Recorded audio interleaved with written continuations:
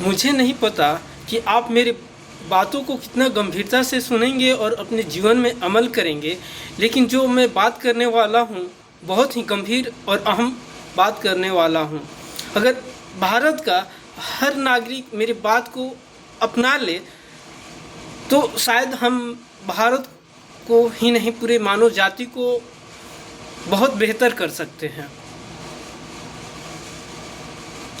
आज हम बहुत ही गंभीर विषय पे चर्चा करने वाले हैं और आपसे उम्मीद भी करते हैं कि आप बहुत गंभीरता से सुनेंगे और अपने जीवन में अमल करने की कोशिश करेंगे।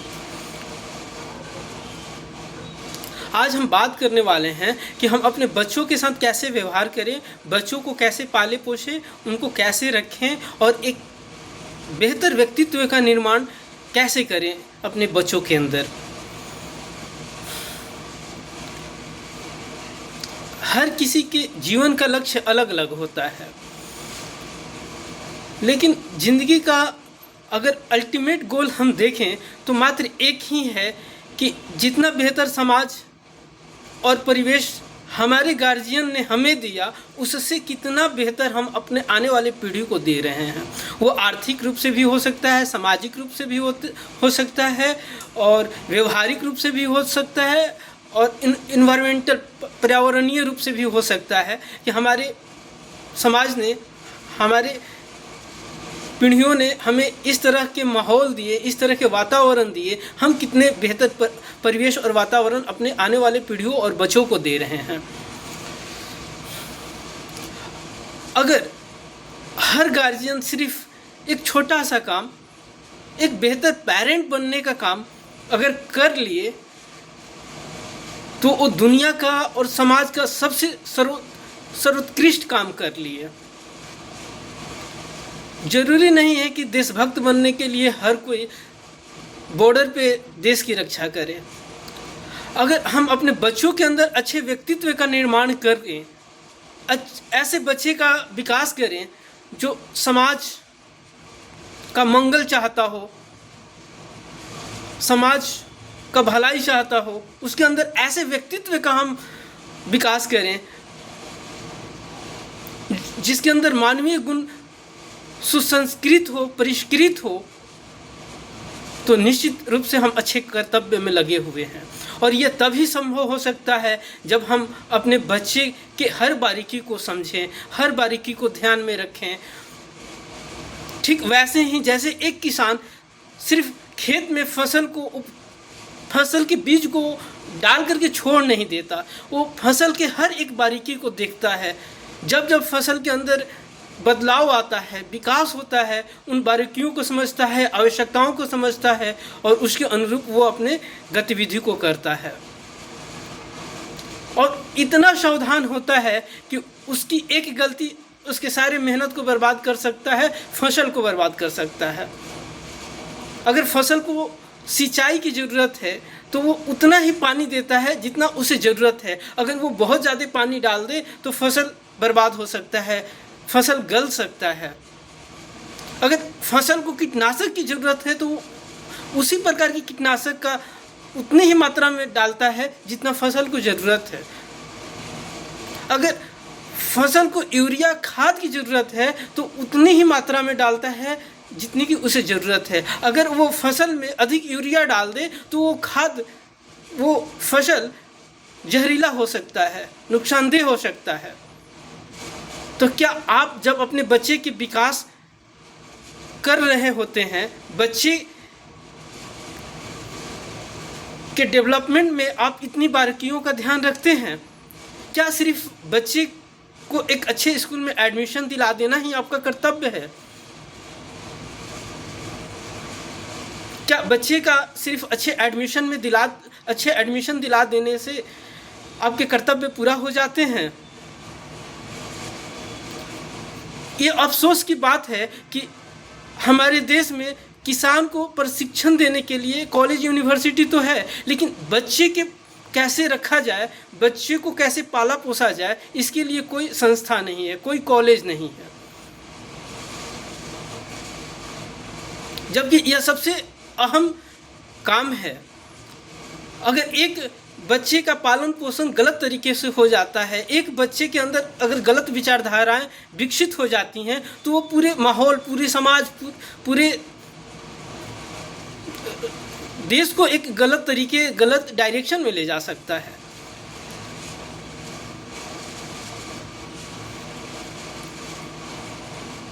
हम बच्चे के अंदर एक अच्छे व्यक्तित्व, परिष्कृत व्यक्तित्व का निर्माण तभी कर सकते हैं जब उसके बारीकियों को हम ध्यान में रखें।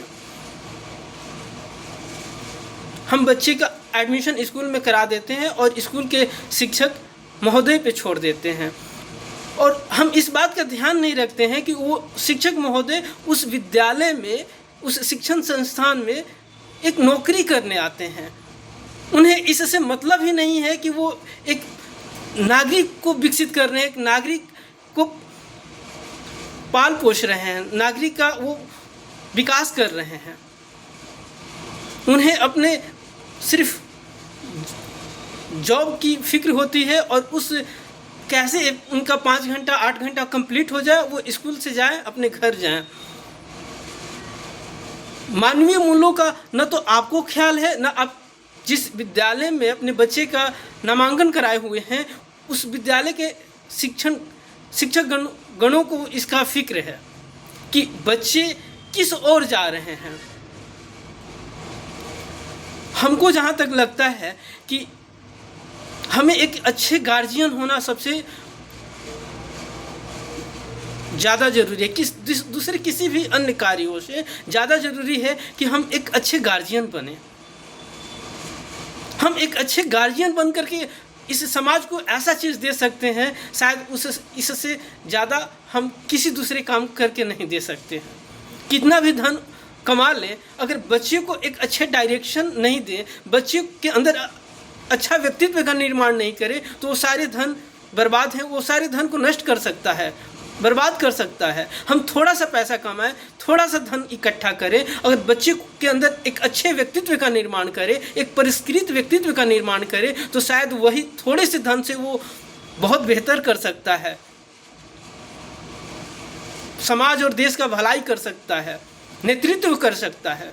तो क्या आप अपने बच्चे के अंदर ऐसा व्यवहार का विकास कर रहे हैं जिससे वो समाज का, देश का नेतृत्व करने की क्षमता रखता हो? जब एक किसान फसल को उपजाता है तो उसे अपने कितने निजी अन्य कार्यों को त्यागना पड़ता है।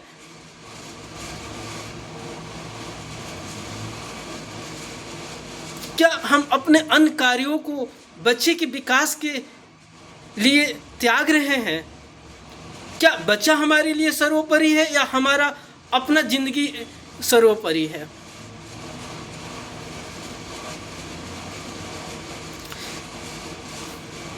किसान को अगर खेत में बीज फेंक देना होता और जा कर के काट लेना होता, तो आज हर कोई जो किसी अन्य कार्यों में भी लगा हुआ है, कहीं ना कहीं जॉब कर रहा है, वो भी फसल उपजा रहा होता। फसल उपजाना इतना आसान नहीं है, तो बच्चे को पालना पोसना कैसे आसान हो सकता है?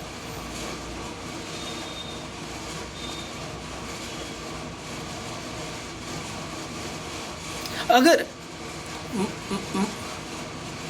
बारिश के समय जब फसल को बारिश की ज़रूरत हो और बारिश नहीं हो, तो क्या किसान इरिटेट होकर के फसल को लाठी से मारने लगता है?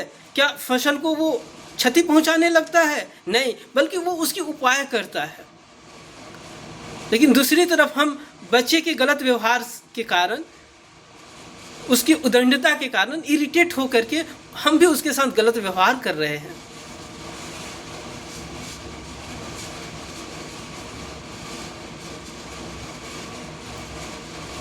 हमें हर नागरिक को एक अच्छे गार्जियन बनने की ज़रूरत सिर्फ इसलिए ही नहीं है कि वो हमारे स्वार्थ का काम है, बल्कि अगर हम एक अच्छे बच्चे को विकसित कर रहे हैं, बच्चे के अंदर एक अच्छे व्यक्तित्व का निर्माण कर रहे हैं, तो हम सबसे बड़ा देशभक्ति का काम, राष्ट्रभक्ति का काम कर रहे हैं। इससे बड़ा राष्ट्रभक्ति और देशभक्ति हो ही नहीं सकता है।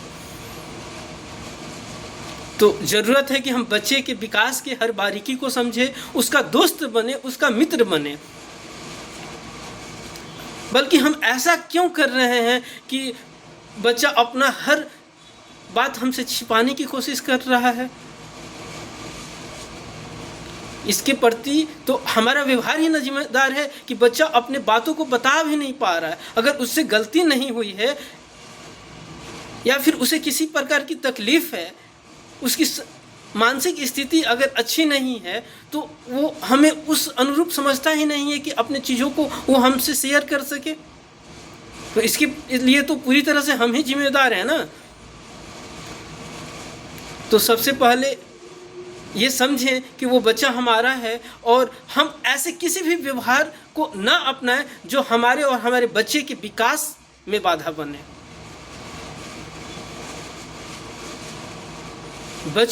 बच्चे को एक कंफर्टेबल माहौल दें जिसमें वो विकसित हो सके, अपना विकास कर सके।